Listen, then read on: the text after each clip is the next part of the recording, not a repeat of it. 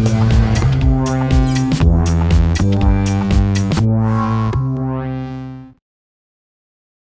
wanted to start out by introducing the panelists and giving them an opportunity to talk a bit about their background. And each one of them is going to just briefly talk about a recent experience that they've had where they've had to design at the speed of light, good or bad, just to start to break the ice. Let me start, though, by introducing myself. My name is Daniel McCoskey. I work at Microsoft. I work on the Surface team. I manage the interaction design team, so the team responsible for all the gestures and behaviors and scenarios for Surface. To be honest, I feel like every day I'm designing at the speed of light. We're working with an agile process, these 6-week sprints to get a lot of work done. We're working in a new paradigm, a new interface. But I think we'll see later that some of my panelists may disagree that my timelines are anything but very slow. So that's myself, and I'll turn it over to John. Hello. I'm John Reed. I'm a creative director for McCann Erickson, San Francisco, which is the advertising agency for Microsoft. We're the agency of record. So we basically do everything that you've ever seen, any advertisement for Microsoft. Our company's done that. And I specifically work on the server and tools business. That's why I'm here. So I work on things like Visual Studio, Windows Server, SQL Server, those kind of ads, like the big battery ads. Or we just released the Server Unleashed, which is this cool robot thing, which is a Silverlight site. I did the file challenges and all these kind of other sites. So I'm that guy. So you either instantly love me or hate me because you're my target. You did the dinosaurs? I did not do the dinosaurs. And I cannot be blamed for the wow is now. That wasn't me. I got one giggle. That's good. People are awake. Yeah, let me just talk a little bit about stuff I've been working on, man. It's crazy. So since we are the agency of record for Microsoft, and I do all the advertising, of course Microsoft wants their advertising done in their technology. I've been in this industry for about 10 years, and I've done a lot of very interesting, award-winning, cool stuff. Majority of it's been in Flash, so I've got gold lions, I've won all this stuff, and I'm very comfortable in that medium, because it's the known technology, it's been around for a long time. I know the ins and outs of it, and when something new comes along, there's a buzz, and you figure out how to leverage it and make it cool. About 2 years ago, I think, so I've worked on Microsoft for about 5 years.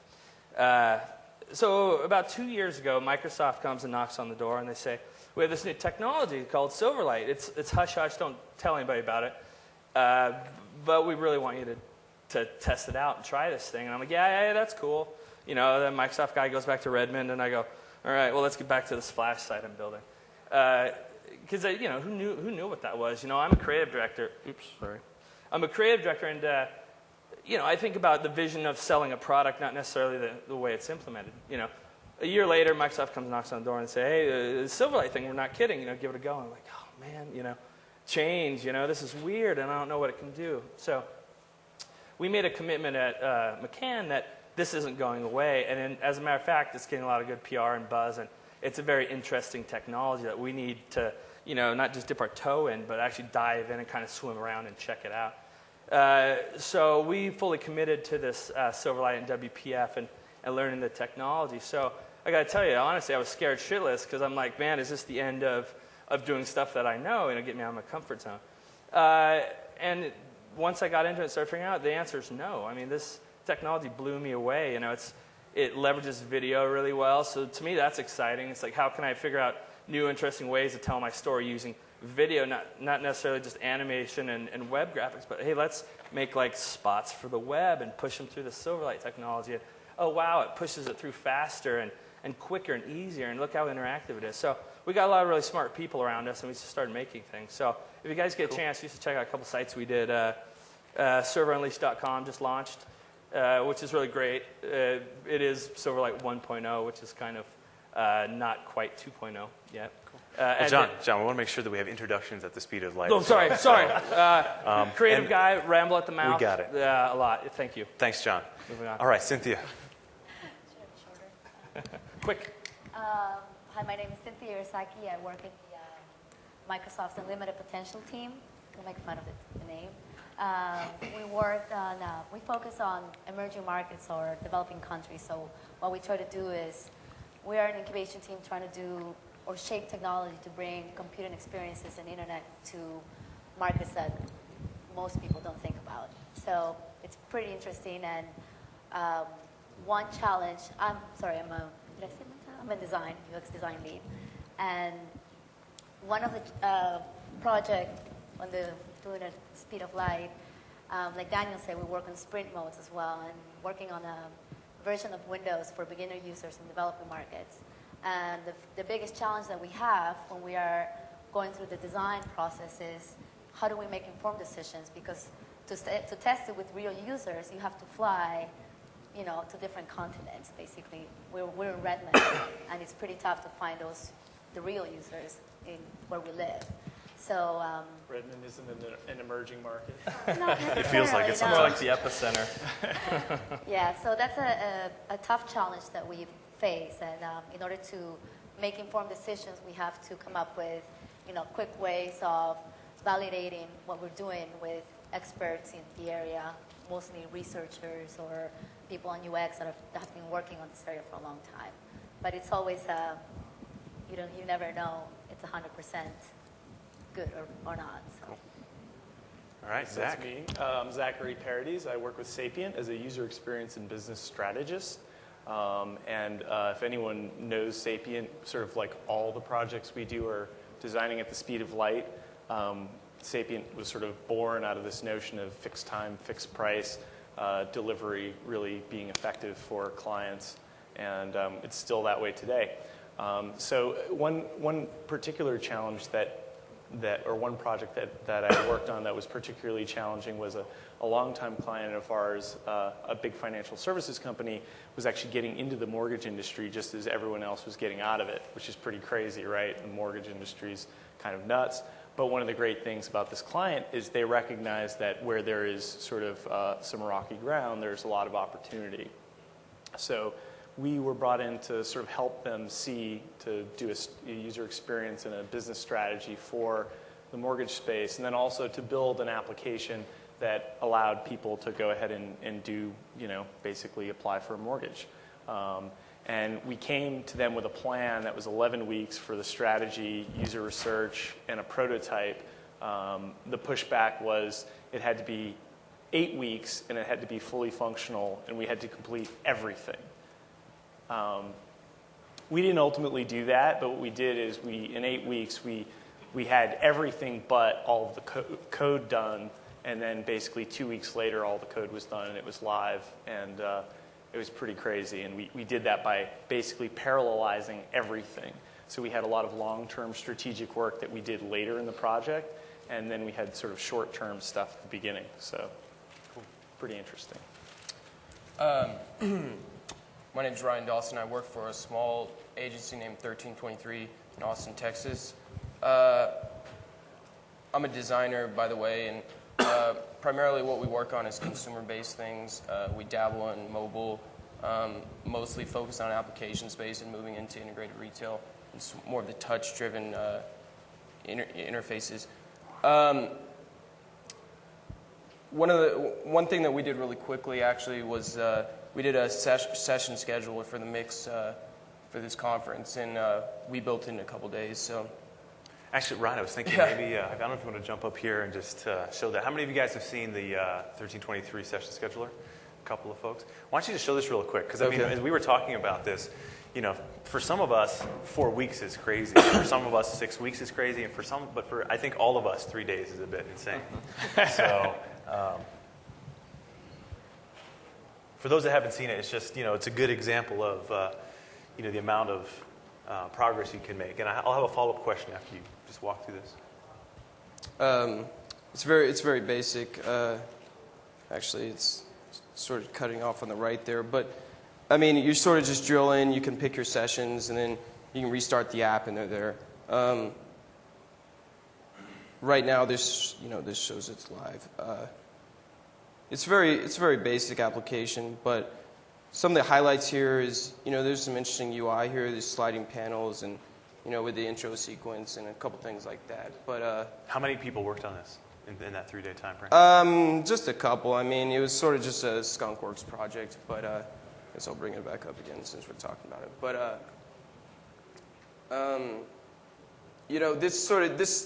This application is pretty easy. It's just sort of born out of our process. We can do it pretty quickly, and I don't think there's anything very technical, difficulties in doing it. So. Cool. All right. So we're going to be pretty flexible in the panel. I've got a number of themes that we've talked about beforehand that we felt were important to address. There's a lot of questions when you're working really fast about ensuring that you're doing the right thing in the first place. So that's one. There's a number of questions that we're going to think about in that space. Once you know you're on the right path, there's a number of methods and really practical tools to help you get through insane deadlines, whether you're working on a corporate side or the client side. I think all of us have experienced really tight deadlines. We also added this theme around users and people and humans. I mean, ultimately, there's somebody experiencing the things that we create. And I know from my experience, I found that user research seems to get cut out of the process, but I wanted to explore that a little bit. Is that the right thing to do? What are strategies that we are finding that where we can connect in with people, but still work in a really fast way? And then we have a whole section and questions around process.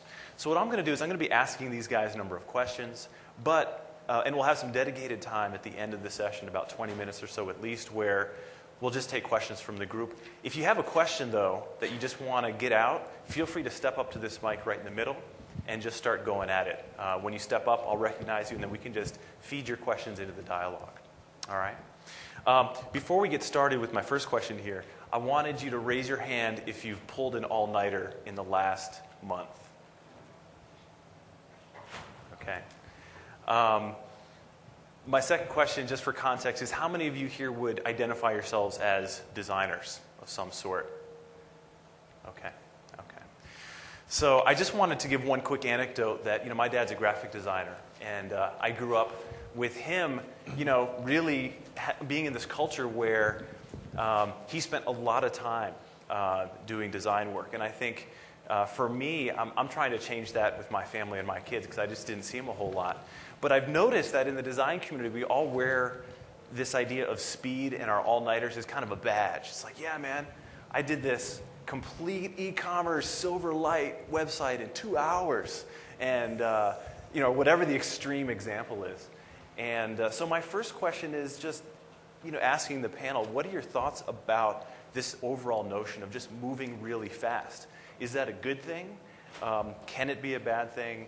And, what are your thoughts? Do we need to change the definition of maybe good design takes time, like maybe good cooking? And, what are thoughts? I think that really quickly, I think that the problem is that designers are too many times deadline-oriented, driven people.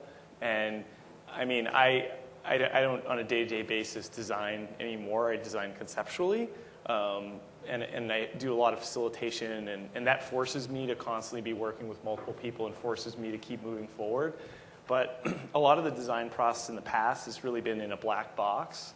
And so that, designers could sort of go behind the door that said creative on it and sort of, do what they were doing, and then sort of a deadline would hit, and that would get them to sort of get me to sort of execute. So I don't know. I think that's changing because of the nature of paper prototyping and whiteboarding and people like disciplines blending into each other. But I kind of think that traditional design has really been about ideas in my head and me making ideas off to the side and then showing it and saying there's this moment of reveal. And I think that's really fundamentally changed and is changing. But I think it's also about efficiency and parallel pathing. I mean, it used to be that pulling an all-nighter, as you said, was a badge of honor. Like, you come in, the guy's wearing the same shirt, And the thing I realize is you don't have to do that if you're smart with whiteboarding and planning things out ahead of time. You get a developer working with a designer in tandem with a bunch of other things, and you get them all going at once. And if you're really efficient about it, you can work smarter and not have to do those all-nighters, It's kind of nice. All right, so it seems like, I don't know, personally I'm conflicted. I don't know, Ryan, if you have some thoughts on this, because I know you guys work pretty fast. For me, I think that the medium that many of us work in, I think most of us probably work in, to some degree, in web applications. For Surface, it's less so, right? We're hardware, software, physical product. But coming from a web background, I understand the pace that's in that environment. And I think that we'd all agree that's a good thing, the amount of change and innovation that we've seen in the past decade or even in the past several years, working in a medium that's so malleable that you can work really fast in. You know, I think all of us have this language of, well, that's really, you know, that's one web year equals what have you, a couple of weeks or a month. So there's benefits that we all get from it. But just in terms of the human cost and in terms of getting burnt out, in terms of maybe not making always the right decisions. Ryan, what are some examples on your side where, you know, maybe you've worked too fast and haven't, you know, you wish you had more time to do it right? Yeah, I think across the industry, primarily there's been a general, you know, movement of working too fast. I mean, obviously, I think computers are pretty hard to use. I think you could ask your mom, and everyone would pretty much agree with that. In general, I think it's motivated a lot by time to market. You know, there's obviously a lot of business objectives around that. But, you know, definitely, you know, as being a design agency, you want to step back and you want to do that right. But, you know, that's not always reality. Obviously, that's the premise of the panel. But I don't. Okay. I'm not sure if there was a question behind that. I'm not. We hear all these stories about how it worked out really well, right? And we just even showcase one, right? I did this in 3 days. Look at these nice transitions, et cetera. It's still simple, but like where anyone on the panel, talk about an experience where it's been too tight, too fast. The deadlines and the constraints were just too hard, and it resulted in either a disaster or something that you just knew wasn't something that worked out. No one wants to admit that they're, you know, Yeah, no, I'm in the middle of a project like that right now, frankly. I mean, I have 3 things that I'm working on, 3 projects, have a good amount of responsibility on all of them, and, you know, and one of them was when we scoped the work, we just didn't scope it that well, and, you know, it wasn't, there's a lot of ambiguity in it, and I think one of the things that I wanted to definitely get across in terms of a point of view is no matter how short the project is, like make sure you step back and plan. If it's a 10-week project, take a half a week or a week to plan. If it's a 5-day project, take, you know, a half a day to plan. And there wasn't a lot of planning around this one project that I'm working on right now, and you know, we're really suffering for it. There's a good, you know, multiple 70-hour weeks in a row, and a team that, you know, is in a situation with a client where we're working collaboratively, but we're having to do a lot of extra stuff just to be able to do the work that we signed up for, and a lot of like heavy negotiation. And we have someone who stepped up. All right. So, yeah, go ahead. Just had a question. Yeah. When I do actual, like, more of the graphic design work, I do a lot of prototyping, a lot of different, like a logo, you do like 20 logo mock-ups and you whittle it down and stuff. But when I find I do application design or web design, and it's really tight schedules. I mean, you have to get an app done in 3 days like him last year and such. You have one design. You have no time to work on anything else. Do you guys find that you have similar situations and then you end up with one of our one keys, shot? One of our keys to success is many of our designers double as developers. That's the ideal situation, right? There's no translation, you know, loss there. And I mean, that's the benefit of being small, you know, and nimble. But it's sort of interesting. This panel is represented by, I'm from a very small design agency, and these are more traditional, you know, larger agencies where process is very important. But, you know, maybe you guys can. I mean, does that lead to more problem? Like, it definitely leads to more problems because you don't have the time to plan something out to know if that is the right direction. I think one of my major challenges in what I do for a living is, you know, I come up with an idea for something and I comp it out and I Photoshop it all together, and I'm a designer at heart, right? I'm a creative director, but at my heart I'm an art director. And I design something that's really interesting. When I design something, I'm not the designer, but a lot of times the timelines are so tight that my comp ends up being the final product. So one thing I'm really trying to do is build in that design phase, the time just from the get-go. So it's like, okay, you bought this website that's streaming video and it's got this whatever on it, but I'm going to have a discovery phase and a design and development phase. And just make sure that you hold clients to that stuff, because if you don't, you end up with a product that you keep looking at and say, it could have been, I could have done this, I should have done that, I wish this had changed. So it's about preparation, I think. Cool. Thanks, guys. I think there's a risk also when you, and I was hearing this in the previous panel, to go straight to high fidelity comps, because you Totally. you just start doing visual design too upfront, and then people start commenting on that and nitpicking on things Logo that sizes and they shouldn't be colors nitpicking, and that's not the point of, that's not the stage where you should be at that moment. No matter how much time you have, you need to have that phase where you are brainstorming and just developing different ideas, so you know that you are going to land in a solid direction. You know, even though that's gut feeling and you don't have validation, you still have at least a couple hours, 3 hours, and just bring the right people and brainstorm and just, you know, do sticky notes and say, okay, these are priorities, these are great ideas, we can combine them, and then you have a good solid 1 or 2 directions, and then you feel good about a short process of brainstorming, but you know, like you did it. Right. You did it no matter. You're able to check out different directions. And I think that what all of us are kind of talking about at some level, Ryan is talking about, we're all talking about strategies for how to mitigate ridiculous deadlines. Like, what are they? And Daniel said, you know, we're going to talk about methods and tools. One strategy that his firm has is to, you know, they're a small firm, but all their people are these multi-directional people, and they can do these things together. So they're able to iterate, you know, on their own very quickly. Obviously, you know, define a process.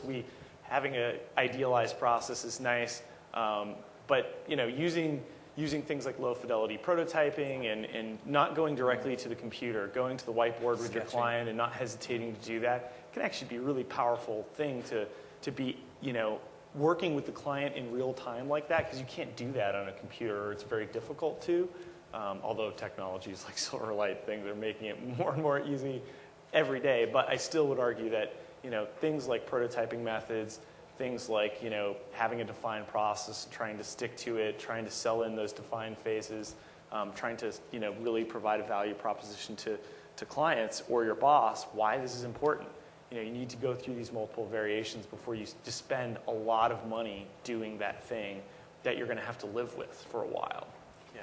Yeah. And bring them to the process, right? Bring people that are not familiar with the process to the process, so they know what you're talking about. When you're doing a brainstorm, bring people from every discipline, the client, the users, the developers, the testers, the designers, everyone. Everybody has ideas, you know. It's not just designers who have the cool ideas. Everybody has their own perspective, and that's the point of brainstorming. At that point, it's more about quantity and not quality. The quality comes once you prioritize those ideas, and I think that's very valuable, because you keep it in low fidelity and you just keep going at it, no matter how, you know, what's the period of time that you have. You have just 1 hour to dedicate to that. Just do it, you know. Yeah, one thing I think to note here is, and especially with this question, I think there's a difference between what you show your stakeholders. So if you're on the corporate side, it may be the decision makers, senior management. If it's on the client side, it's, you know, your client representatives. There may be a difference between what you show there. And if you don't have time, you may say, you know what, we're going to go with the one direction. I think in the design community, we say there's the rule of 3. You at least show 3, right? Maybe show 4th, you know, that one that you know you're not going to like, just so that they feel they have a range. But I think we can question that, you know. But I agree that in your process and in your thinking, it only takes minutes and moments to pick up a pencil or a pen and just get out some ideas and to get out some concepts. So let's talk about some other tools and methods that you guys have found useful. Be very specific about the method and just give us a sense for how that's worked. When you don't have a lot of time, so Zachary, you were talking about take some time to plan. To me, honestly, that's a little bit counterintuitive. I mean, if you don't have a lot of time, the last thing I imagine I'd want to do is to sit down and say, all right, guys, let's think about what we want to do, and let's plan out a process. I mean, you almost don't have time for process. So talk about how that planning really helps to make, you know, a better design. Right. Well, I think one of the things that happens in short deadlines, it happens in long deadline projects too, but is that stakeholders, people who, you know, have some level of involvement in the project, or who ultimately can improve it, or who will be using it, they may not be all on the same page. And the shorter the time of the project, the less on the same page usually those people are, because you don't have those meetings of iterations and things like that to go. You have less of them to go through. So One tool that, is a Sapient tool that is fantastic, and I'm going to use it from now on, regardless of where I am, is, this thing is stakeholder matrix. It's a really basic thing. It's just, on the left side, it's all the people who, are involved with the project, what their role is on it in terms of, are they an approver? Are they, how are they a contributor? Are they a reviewer? Things like that. And then you can have different parts of the project, sort of across the top. Just doing that in the first hour, you can do that in an hour. And just getting that signed off on by the client. So how does that help? How does having a stakeholder matrix help? Well, because the thing is you always get into these situations, especially on tight deadlines, where someone will come in out of nowhere and say, oh, well, that's not what I thought we were doing. And then everyone's nodding on the panel. Right. All the time. That's, has anyone been in this situation before where you're, wait, this is what we're doing? And you're like, what?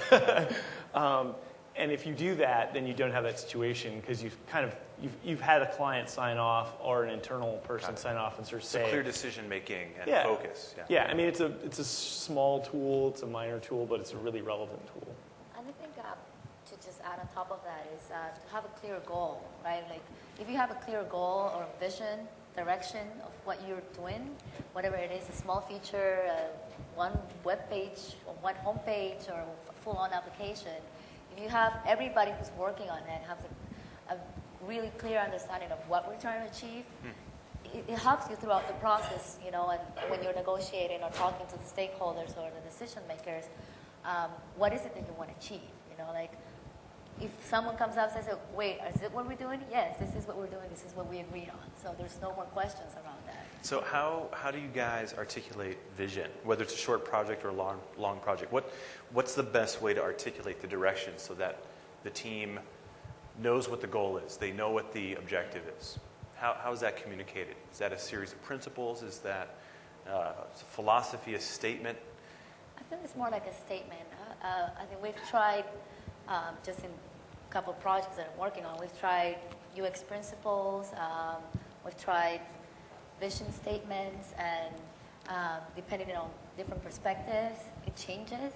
So I think one statement that everybody can understand from no matter what perspective, simple and clear, that's the best. Do you have an example from the team?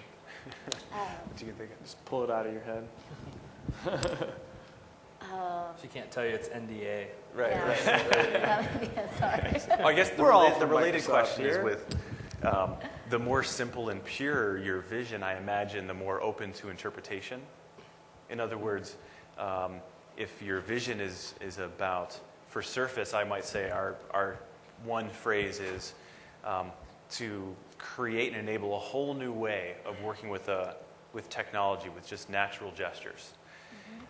But when you go into the details of design decisions and development decisions along the way, that's not necessarily granular enough to guide, especially when you're moving really fast.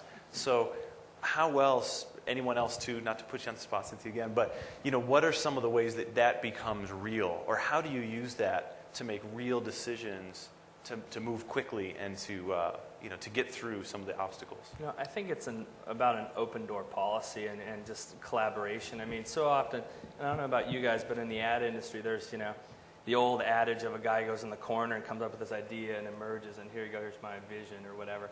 Right. We don't, at my company, we're working hard. I'm personally working hard to kind of change that to where you get all the smartest people on the bus, at the bus stop at the beginning, at the bus terminal, right? More often than not, people get on at the last stop and go, hey, Akron, last stop is next. And people are like, why are we going to Akron? What's this about? And if you have constant communication along the whole way, people kind of understand where the bus is going. So you're saying it's not necessarily about having just a clear vision up front and following it. It might be the vision unfolds through the process collaboratively. Collaboration is amazing. And I don't want to sound all like, but like a good idea can come from anywhere, Like I get my developers in the room and they know the latest features in Silverlight 2.0. I don't know that stuff, and they really go, wouldn't it be great if you did this? That's awesome. Let's do that. And you start marching and everyone kind of jumps on. Rather than at the end, hey man, how do you make this better? How do you make my idea better? So. Well, there are some, and I hate the term best practices. In fact, I despise it. But I'm going to say there are some best practices. And what you're talking about is, have a kickoff meeting.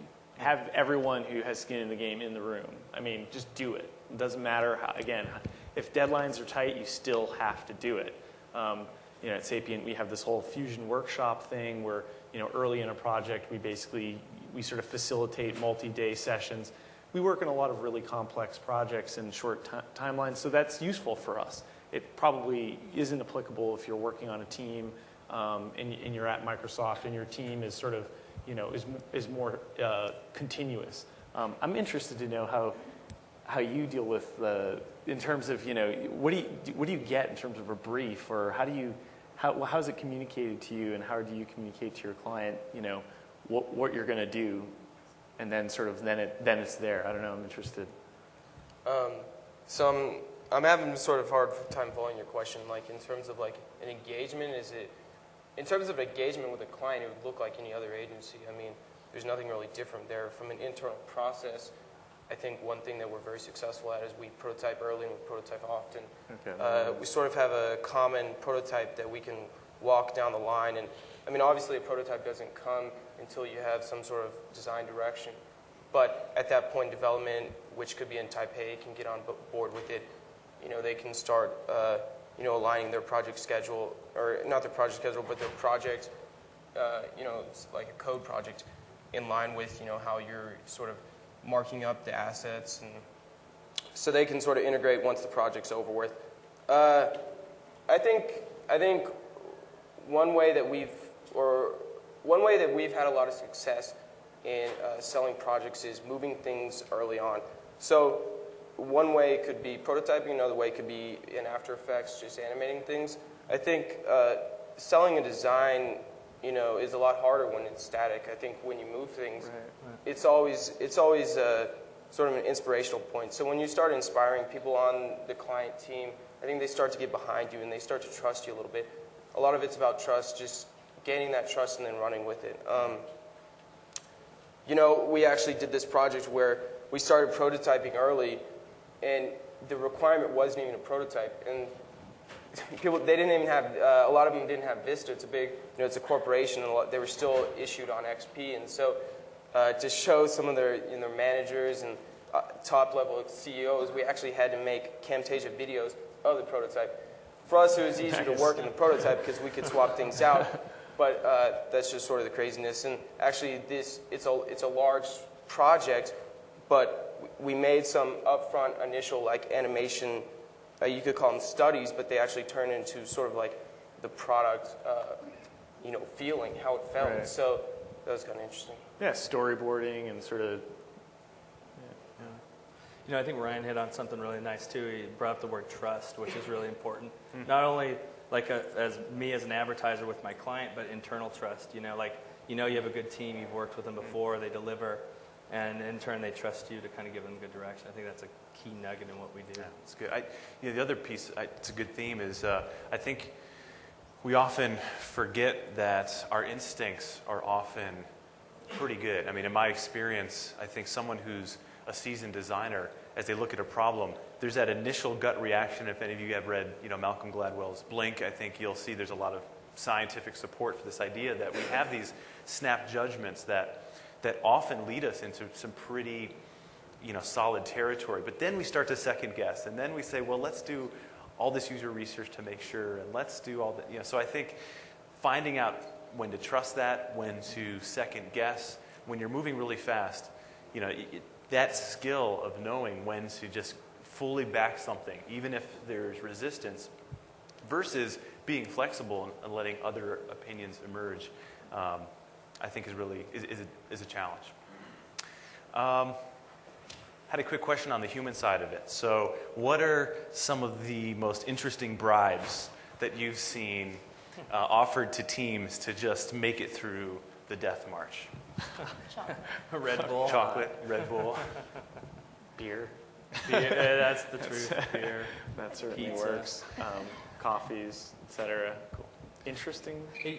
Something that I find that's kind of interesting. Sorry, did I just give you the finger? Sorry about that. One thing that I think is pretty interesting, going back to the whole trust issue and bringing people in early on to a project, is I find that if you do have to pull an all-nighter at the end of a project, and developers are always the last guy holding the shovel, if they've been involved since the beginning of the process, it's not, you don't have to bribe them because they feel it's much a part of whatever you're creating as you do, because they've been there the whole way and they've been to war with you, and they know that they're the last line of defense before it's out the door. So I think, when I asked how many folks were designers, about less than half the people raised their hands. So I think, for those of us, we're all mostly from a design background here, and I think it would be really interesting to have this panel with those different perspectives. So any of you guys want to jump up and kind of fire some questions, it'd be interesting. But I found that when you're moving really fast, often a lot of the development work, gets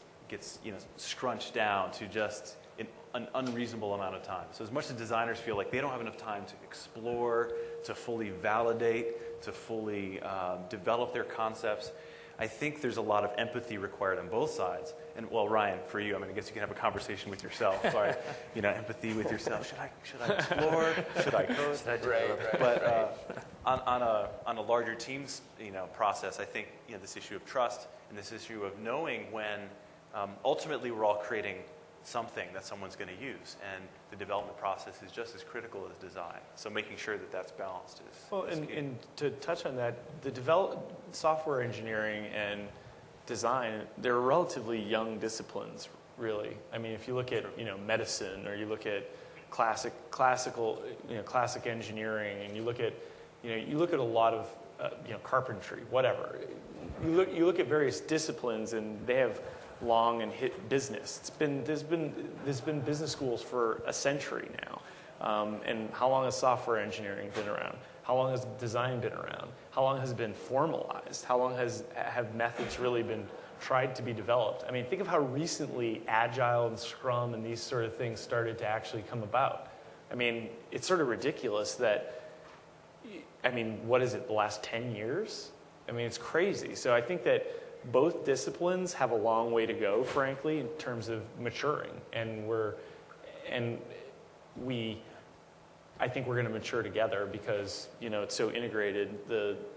It's funny because we have design at the speed of light, and we come from largely a design background, but the design is with a capital D. And what that means to me is that it's about the bigger idea, and it means development, and it means implementation. Yeah, I kind of think that so that's going to change. This isn't about, none of us are on a soapbox here to talk about our particular area, but I do think that you can't have this topic and not talk about some of the strategy that Microsoft has had around creating a set of tools, especially for web development, to make that designer, developer experience a little more seamless.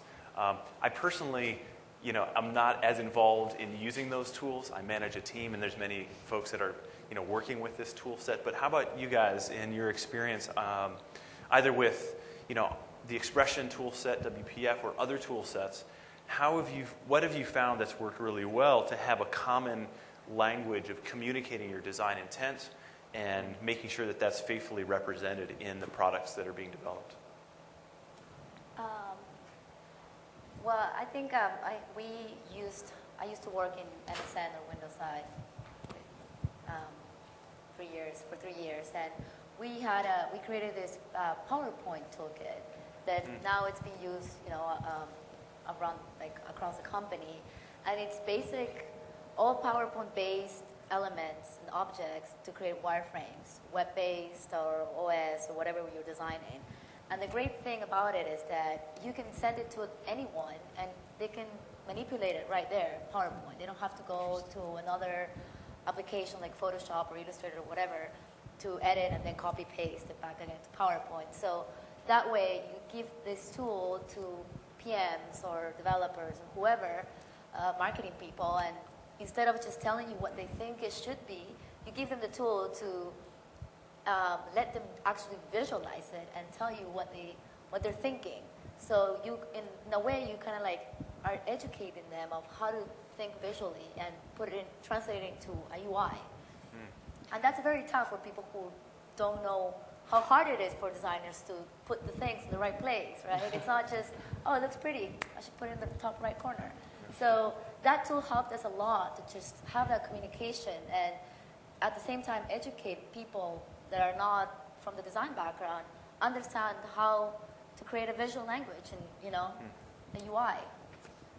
there's part of me that just scares the hell out of me about exposing this design tool set to non-designers to do. But I mean, but on the other hand, I think that.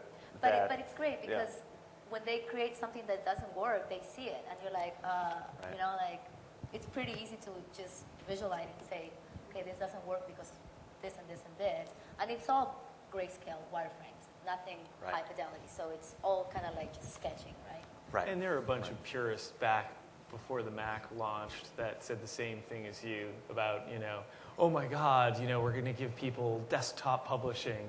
And, you know, and now I bet you use a computer. And look at all the to crap design that came stuff. out of that. Yeah. But your original question, I've never had any experience with Silverlight because I'm more doing concepts.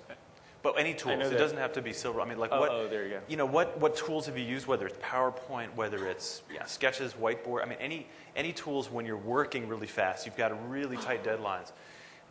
Just talk about because there's mediums that designers use to articulate their design intent, and then there's mediums that the rest of the team, developers and project managers, et cetera, use to think about requirements, functional specs, all the way down to final code and testing. I mean, what are your experience been, whether it's Silverlight, WPF, Expression type of tools, or other things that that this group can learn from? You know, I think one of the challenges from that was the emergence of this kind of new technology. You know, like Silverlight, Expressions, Blend, all that stuff. For us as an agency was hard because it just kind of came out of it didn't come out of nowhere, but it's like this, hey, you guys, here's a new set of tools, so we had to kind of go off and figure out how to use them. But the really great thing about that is we kind of got like a band of brothers and kind of got together. You got developers, designers, creative directors kind of coming together and opening the door and having a little bit of trust and like, hey man, here's my thing, figure out how to make this work in Blend. And so a lot of collaboration, you really need that when you're kind of, in general you really need it, but especially when you have a new technology where, wait, what can it do again? Wait, it can't do that? So like the developer would tell me things like, Silverlight 1.0 wasn't very good at fonts. I'm like, oh, okay, so we had to figure out ways to, my design, my creation had to work around some of the limitations of the software, and so it's about an open door. Cool. I've seen one tool used. I don't use it, but I've seen it used really effectively. It's sort of this cartooning tool. It has open frames, and it has the whole bottom are bubbles, and basically it allows people to just really rapidly put together storyboards. And sort of like what you were doing using After Effects, which is obviously a way higher fidelity version, but your level of experience with that, I'm sure you can rock through that pretty quickly. But I've seen some people use this cartooning tool in a way that was really effective to sort of tell the story of exactly why this person wants to ask a question. Finish up first. No, that's it. I was just to tell the story why. I really want to hear your question. Better be about a cartooning tool. Okay, well, first of all, when I saw the name of the session, I really wanted to rename it to Client Expectations. To me, that's the name of the session. Right. And along that line, you had your meetings, you got the sign-offs. I want to hear your best scope creep war stories. Oh, geez. Otherwise called, how did you deal with those people? That's nice. I haven't worked on the client side for a while, so all of my tales are going to be really ancient. So let me turn it over to our consultant side of the house over here. Setting expectations. Is this going to be group therapy? Yeah. Is this like... I think one of the biggest ones is like, with the explosion of the web and technology, people think you can just snap your fingers and create a widget or a gadget or a desktop app based on something you're making, right? So that's a big one, because you make a cool site and you do some banner ads and interactive stuff. That's awesome. Now what if we had a branded RSS feed reader? Okay, that's... All right, well, think about that, but there's no money for it, or like, hey, can you do this? It kills me when it's like 3 weeks before launch and someone comes up with that kind of idea. And amazing idea, a little too late, So you gotta, again, it's time and money, and you gotta have those real conversations. So how about some specific war stories that you guys have? You don't have to name names of, particular clients. My client's Microsoft, so I shouldn't say. Right. I get fired. Especially since You can't talk. Yeah. No, that's fine. Everyone needs their expectations set.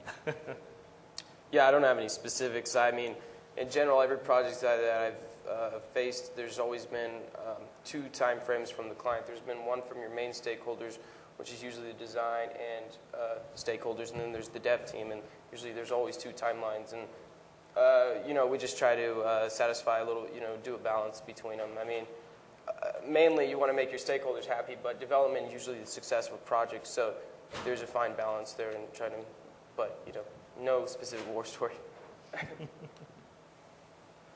Come on, Zach, it's You're all looking yours. over here. I think we did one. I mean, that was the question. The question wasn't all this theoretical Actually, stuff. I've been thinking about it. Like, I have a few, there's a ton in the ad world. I mean, so many that I did advertising a while ago at the beginning of my career, and I mean, so many unreasonable. I don't know if scope creep as so much as expectations were completely absurd.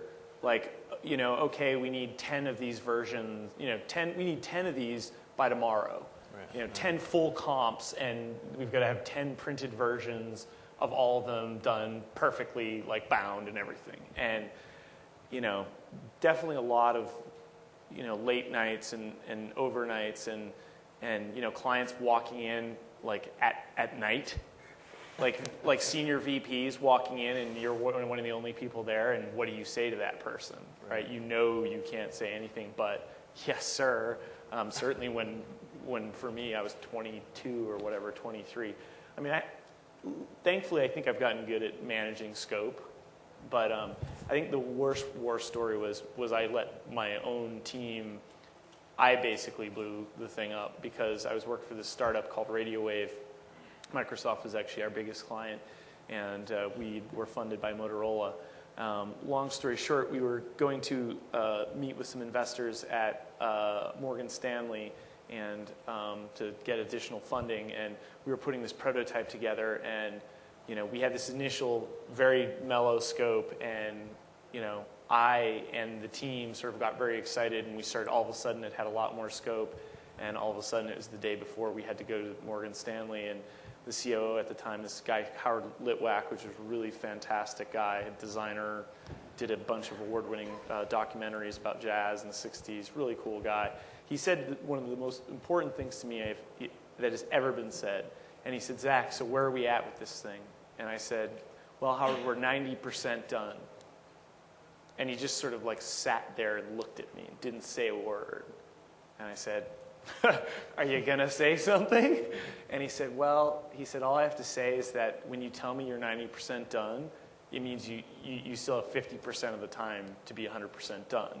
And what he's saying is this, is when you put design together, to have it 90% done that first time, you can kind of put that together, but that refinement, that getting that 10% to where it's right, it does take so much time because it's the first time you can really see it in context, and I sort of have reflected on that ever since for the last 8 years, and I totally agree.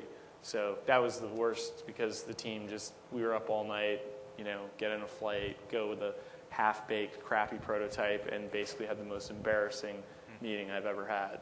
So there you go. That's a good one. All right, we got some other folks here. So my question is, how do you go about defining the emotional impact on your design, and then how do you go about taking the business objectives and the brand objectives and even defining that emotional impact to how you go about delivering your product? You're talking about emotional impact that I personally have, or that a customer For the user. has? So, For the user. do you guys go through and say, okay, what are the business objectives? What's the brand attributes?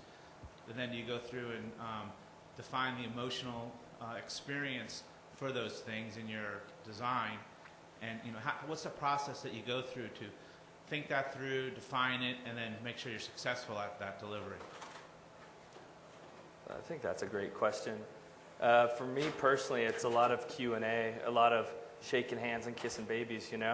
It's amazing to talk to who you're trying to sell something to, or communicate with, or deliver a story to. You have to know who your audience is. So it's really important to kind of get out there and mingle. For me personally, on a side note, like this whole conference is amazing for me because I sell these products, and everyone in here that's a developer is someone that comes up, oh, I saw this, I really liked it. And it's like, wow, it's making a connection, and it's those little things that make it, that know that you're doing the right thing. Do you guys go through and say, okay, the outcome here needs to be, they feel cool, they feel culturally connected, they feel happy, they feel startled? I mean, do you guys go through that kind of thing where you define the emotion and then deliver the design to deliver that? Or? Yeah, there's a creative brief that kind of has a, an ODP, a desired perception, or whatever it is. But, I don't try to be an advertiser. I try to be human first, and go, what would I like? If I was in this guy's shoes, would this appeal to me, And a lot of the times, this sounds a little arrogant, but I'll look at a brief and we'll rip it up and go back and go, hey, we need to rewrite this because someone just wrote this in a back room and they didn't really think about it, and here's what I would do. And 95% of the time, the client goes, wow, you're right, And it usually comes from a key insight of, shaking a hand and kissing a baby. And Bob said that he'd really like this. Okay, well, I think Bob is smart, So, let me put on my panelist hat for a second. With Surface is an experiential product. It's all about this new way of connecting and interacting with content, and we have a completely new interface. We're not referencing any of the standard GUI models. So it's really important for us to know when we're making that connection and when we're delighting and surprising, and how do we gauge when something's natural? So I'll allude to a couple of things, and I'll give a talk actually on Friday. Sorry, I said no marketing plugs, but I'll give a talk on Friday where I'll go in more depth. But this idea of combining research and design together allows us to create some test methods where you can actually have people subjectively or quantitatively rate, how they engage on various attributes. So, for example, we've set up this test environment where our user research team has set up a test environment where they'll complete an interaction on a prototype, and then we ask them to rate how that compares to doing a similar task in the real world. And that's one variable that we have that's around natural. We have 6 of these that we track. And as we look at these over time, we can see how someone's emotional engagement changes. Now, it's qualitative research. It has all the limitations of qualitative research, and we're actually experimenting in some new methods about gauging emotion. Because, quite frankly, I don't think the industry is as sophisticated today about how to do that. And I think a lot of designers have skills and intuition that lead to that, but making it more explicit, I think we have a long way to go. I mean, Don Norman's book and other things around emotion have stirred up this great interest in designing products that are emotionally engaging, but building that into your design process, how do you do that? Yeah, just to... If you have any answers. I was looking for enlightenment. Yeah, you had a comment about how all the limitations of qualitative research, and I'd argue that I'd take umbrage with that just because I think that quantitative research has an equal number of limitations. They're just not equally as well recognized. That's true. Just want to throw that out there because it's a sore point for me. It's constant. Does anyone else want to talk about this last point, the emotional design? I think one thing you have to do, especially as a designer, you kind of have to divorce yourself sometimes from your own opinions too, and do what's best for the client and the project and the product. If I'm selling little girl umbrellas to little girls, I'm not going to make it blue. I'm going to make it pink, right? So you really, even if my favorite color is blue, so you really got to think about who you're talking to and how you're going to communicate with them. Hi. I actually come from more of the development side, and some of the things that you're talking about, the processes and stuff like that. It seems like, under duress or with speed, that it's pretty hard to do agile development, considering that you still have to go get client okays and stuff like that, and some of the prototyping might be working, but really getting development off the ground in parallel to design and IA work is, if the client doesn't like it, you have to go back and do a lot of that work over. And it kind of seems counterintuitive to being productive with the shortest amount of time. So have you guys found that waterfall really is the way to go? I mean, if you're really going to try to sell something, or, do you still see people really trying to push agile and doing things in parallel? That's a good question. It's a good question. I mean, obviously everyone walks into a project and they say, oh, we always do waterfall. Waterfall's bad, But at the end of the day, I think there's some good qualities. I wouldn't say they're good qualities. I just say they're qualities, and there's some qualities about agile But I think a successful project is a combination of both of them. You know, it's, you know what I mean? Everyone walks into a project and says, we're not going to do it waterfall. How do we not do it waterfall? And I think it always ends up a little bit waterfall, right? I think in a few years, everyone's going to say, you know what, we're going to do this new method. No, we're not going to use Agile anymore. I think that, quite frankly, to Zach's point, we're fairly, we're still immature in knowing how to really create breakthrough software, whether it's web-based experiences or client-based experiences or hardware. And I think there's going to be a continued interest to experiment and to try. One thing I'll just mention about Agile, which I love, is that it had the same philosophy that designers take around sketching, getting ideas out. IDEO, for those of you that have followed and tracked their innovation work, this whole mentality around embracing failure and fail early so that you can succeed sooner, which is all about getting ideas out. To me, Agile is in a development equivalent of some of that philosophy. Let's not necessarily wait until we have perfect functional specs and we have perfect marching orders and the design is all figured out, and so now we can do a pure our development cycle really well. But it's relatively difficult to find where that line is where you're supposed to start. When you're putting frameworks in place or just, really trying to set up structures of an application. I guess what I'm saying is I'd hate to lose that aspect of Agile of enabling a development team to explore, do some proof of concepts to see what's working. And I'd hate to say, let's only do waterfall where you have to wait for this hard handoff and you can't do any parallel work. So is there a Agile waterfall? Or, I think, we're going to explore some of that. I would love to comment on that just because I had a really unique opportunity both at Yahoo and SAP. So Yahoo's, arguably the largest consumer platform in the world. No, that's not Microsoft. 500 million users, ridiculous amount of hours spent on Yahoo properties. And SAP is without a doubt, the largest, business sort of software company in the world. And I had the unique opportunity to actually help roll out Agile at both those firms because basically I was in these projects that looked at their development methods and how ideas became fully shipping products, basically. And what was really interesting and fascinating, and the learnings were the same in both places, is that what you're talking about was, when you start Agile and all the teams start at once, it never works. It just doesn't. That is a key learning from what I've seen, at least at these two firms. I mean, you have to have some sort of phase zero. There's got to be some planning up front to say, how it really worked well at Yahoo ultimately was that they got a first cycle in, design got a first cycle in, and then development would start after that first cycle. So it's still completely agile, everything was iterative, yada, yada, yada. But the problem is that when they started rolling out they did just limited agile initially for a couple product teams, everyone hated it. Because the thing is all the developers were going to the designers and saying, where's my stuff? I need my stuff. And you're like, yeah, I know exactly what you're talking about. And you just can't do that.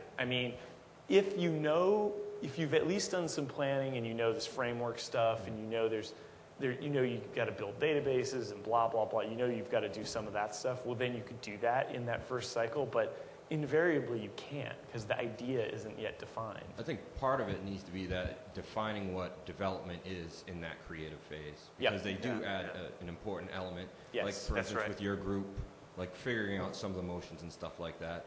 Or, just being part of the creative process because they do know the technology as well. But it's something that's just not clearly defined up front. They automatically start to think they need to build. Totally. Yep. So. One of the problems is they're too disconnected. The types of the organization are disconnected. Earlier we had this discussion about there's sort of design-led products and then there's engineer-led products. And traditionally all products have been engineer-led, especially Microsoft. And I think Apple actually coined that term, but that's where the designers are actually taking the lead. And I think once that happens, though, it actually means that the engineers work closer with the developers. They're not off in the corner just doing things. Yeah, designers don't have a monopoly on ideas. No, yeah, exactly. But I think what needs to be, what designers are good at is facilitating a design process that all stakeholders can get involved and start shaping things. Some of the best breakthroughs on some of the problems that we've had with Surface have not come from the design team, and we think that's really good. Yeah. That everyone has that attention to the experience, that they're so invested and passionate and connected that they're able to contribute. Hi. We talk a lot about making the deadline and stuff like that. Do you guys sometimes take a chance and try to push that deadline? Because maybe, I don't know, you had a brainstorming and you say, wow, this is an awesome idea, but we don't have enough time to do it. And then sometimes you could do like a prototype and show the client and say, here, this is what we could do in like 3 days, but if you give us 6 days, we could do this, which is 10 times more awesome. Do you guys sometimes That's take a great question. All the time. All the time.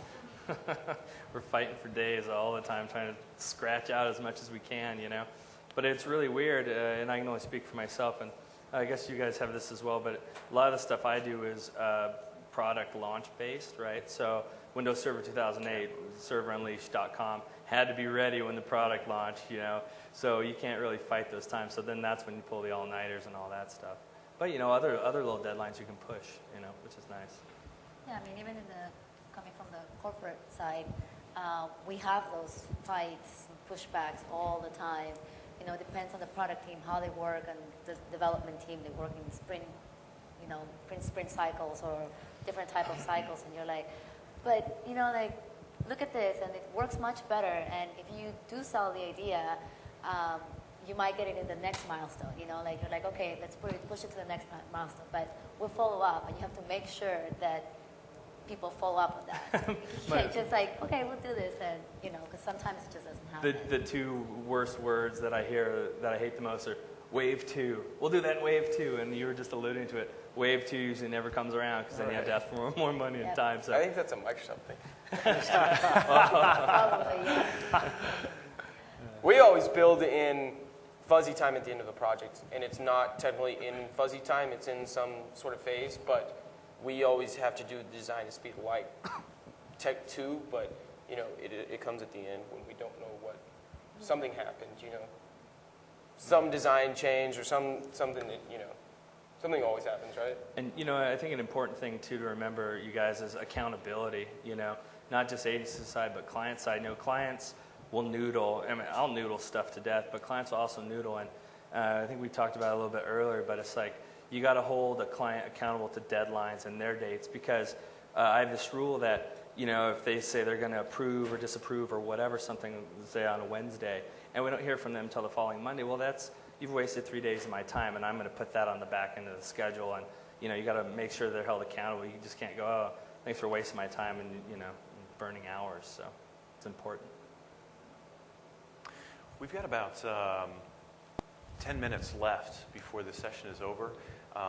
So just wanted to really be explicit to anyone who has any questions. Please feel free to come on up and ask them. I'll keep asking questions of these guys.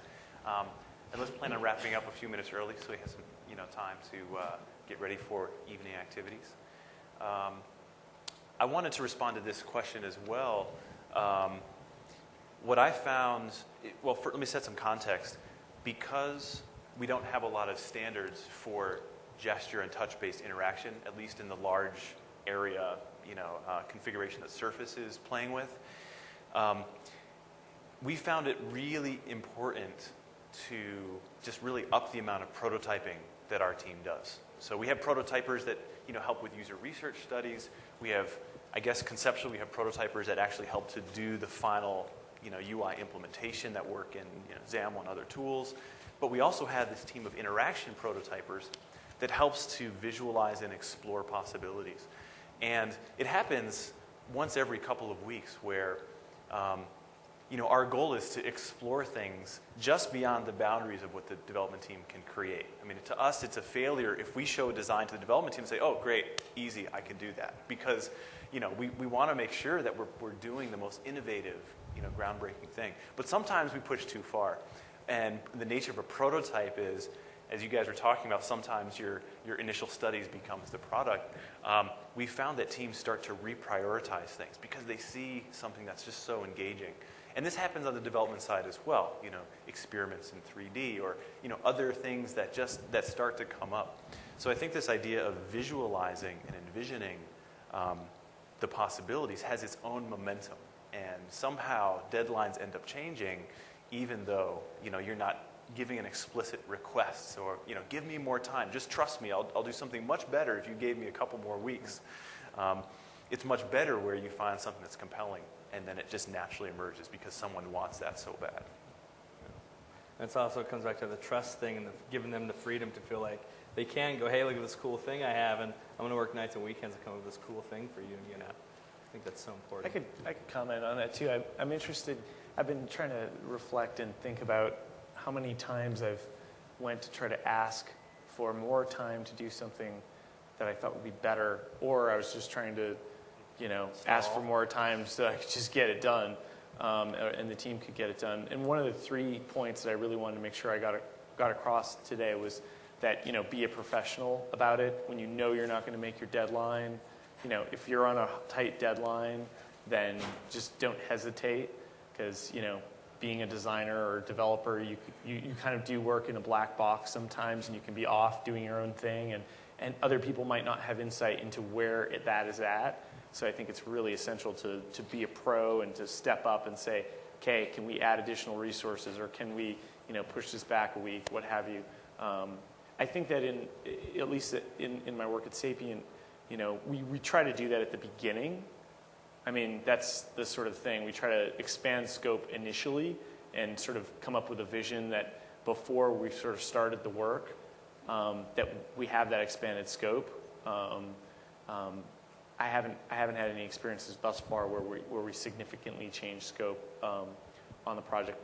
We might have had additional things come up that we would want to do, and then we would basically do additional contracts and additional work. But I'm, part of a pitch right now where, it sort of was this little thing, but we see it as this huge opportunity for them, enormous opportunity. It's actually probably their biggest possible area of growth, this client. And they don't really see it that way. They see it as sort of a stepchild. And we're sort of trying to reframe and say, this is a much bigger thing. We can help you do that. As a result, we're, 3 times as much a bid as our nearest competitor. And they're sort of coming to us saying, what are you bidding on? But it's actually really cool because it's gotten, they really like us and are engaging us now because they, they're sort of like, why are you, why is this so different than these other guys? To jump in and add to that, the thing I like to do when we're pitching something is the client comes to you and asks you for something specific. You come back to them with that very specific thing, but then you say, hey, for this amount of money, we can give you exactly what you want. But we can give you this, that, and this, and this is what you're talking about. When you get really excited about all the peripherals and get them excited, in the selling phase, then you can get more money. It's your question earlier about the scope creep. You want to make sure it ends up on one side of the fence and not on the scope creep, hey, do that for free side, Yeah. But it is cool to get excited, and it shows that you're a smart, for me, a smart marketer or a smart partner or whatever, when you show up with all these great ideas that they didn't ask you for, And if it doesn't end up on that project, it could end up on something else, which is great. All right, I'm going to ask one last question to you guys. And again, if there's any others, feel free to step up. But my last question is, moving fast involves sacrifice. You can't do it all. You can't always have the idealized process. And I just wanted your thoughts on what is the one thing that you will never, ever sacrifice, no matter how fast, no matter how aggressive, no matter how firm that end delivery date. What is the one thing that is just absolutely sacred that has to be there? In the actual end result, or in the process, it could or be what? a process. It could be a tool. It's a good question. That's so deep. It's like, where do you start? What is? Yeah, right. I would say relationships. I mean, my business is all about relationships with my client, but it's also about relationships with people in my studio and developers and all that. And I'll go to bat for those guys and fight for whatever and try to show them that I'm on their side and we're going to make this really great product. Because at the end, who wants to be Captain Bligh? No one wants to go down with the ship or get mutinied, And so I think it's important to kind of have that team mentality. I'll never sacrifice that. I'll never go to my guy and say, hey, the client wanted this, so I don't care what you think, and let's just do it. I'll never do that. I I would agree. It's the team part and the collaboration part. If you didn't get it this time, you'll have the same team trying to fight for it the next time. Right. And that's the most important thing. Have the trust relationship and the people that you can collaborate with. I don't mean to make this a kumbaya moment, but I was teamwork up my, here. my version was I would never throw a teammate under the bus, which is that's just unacceptable. You can't do that for all the reasons we've just talked about. I think that in terms of sacrifice, the golden rule of three, you can only be two of three things, which is fast, cheap, or good. And you sort of have to realize that those things always come into play. If you're going to be fast, you're either going to be expensive and good, or if you're very fast, you're going to be cheap and kind of crappy. And so you just have to know that those things can.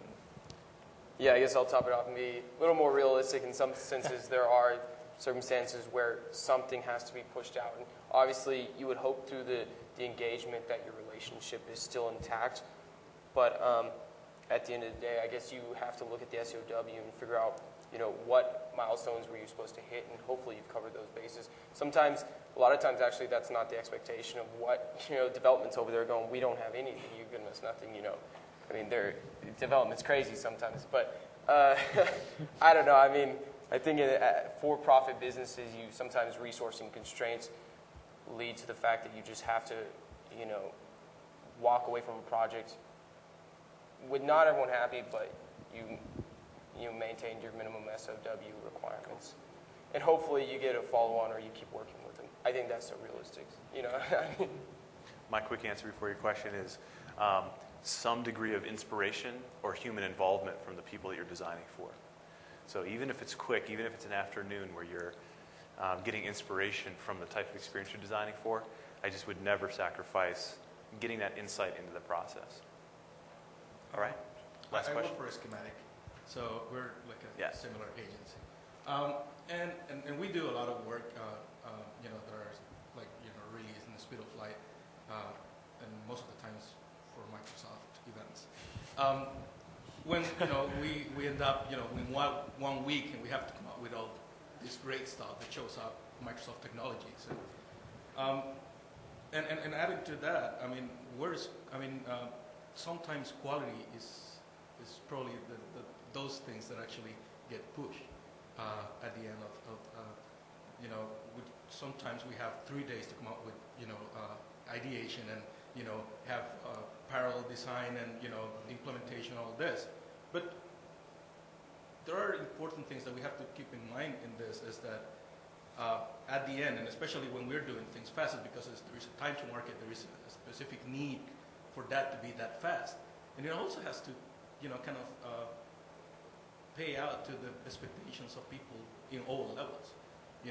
Relationships is great, but if at the end, in order to keep those relationships, you're putting down on quality or in some other stuff, I love, when you're talking about the SOW, at the end, there will be things that you're going to be accountable for. And, not by any means criticizing Microsoft about the quality, but... That's okay. You can criticize it sometimes. I guess, that we really need to be sure, that when we're hitting all this, because most of the times are amazing projects, and we totally sometimes, for the sake of it, we drop features and stuff, in the sake for, making it good and actually, accountable for the wow and, keeping the momentum going for it. Yeah, that's true. Quality of work is really important, but I didn't mention that because, I feel like what I do, that's ingrained. I never question that, what we do is, it's got to have a certain level to get out the door. You put Microsoft's name on a product name, it's got to have a certain level. That's just built in. But, no one wants to make some crappy stuff under a crappy deadline and then have to go back to your job the next day and start a new crappy project. So it is how many times can I say crappy there? But it is important to maintain those relationships so that people feel like they gave it their best.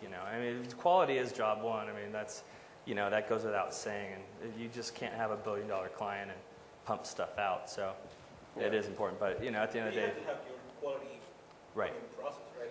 Whatever. Yeah. I mean, and quality was for quality assurance process, right? Whatever if you're testing from the beginning and all that. Sure. I mean, Yeah. sometimes at the end, it's like, oh yeah, we have 2 days of testing. Yeah. Well, I think that's the earlier point around expectations, right? Around making sure that, that's really clear and that's an explicit discussion. We're over time. Quick question or comment? Hi, I just have a quick question. Like when you're building a user interface, when should the designer come into play and the developer come into play or any other person? Like in your experience, what's the best process? What is the best idealized process? That's the last question. You just threw a hand grenade on the seriously. I don't even know if we the can. sooner the better. That's the shortest answer. Yeah. Get the smartest people in the room as soon as you can and go, hey, here's our objective. How do we achieve it? Yeah. And everyone has an equal stake in it. Yeah. Yeah, I mean, they may not all be engaged full time from day one through final day, but that that first day, that kickoff meeting, get those people involved, and everyone will be better off for it. Cool. Thank you. All right. Well, big hand to the panelists. Thank you guys so much. That was great.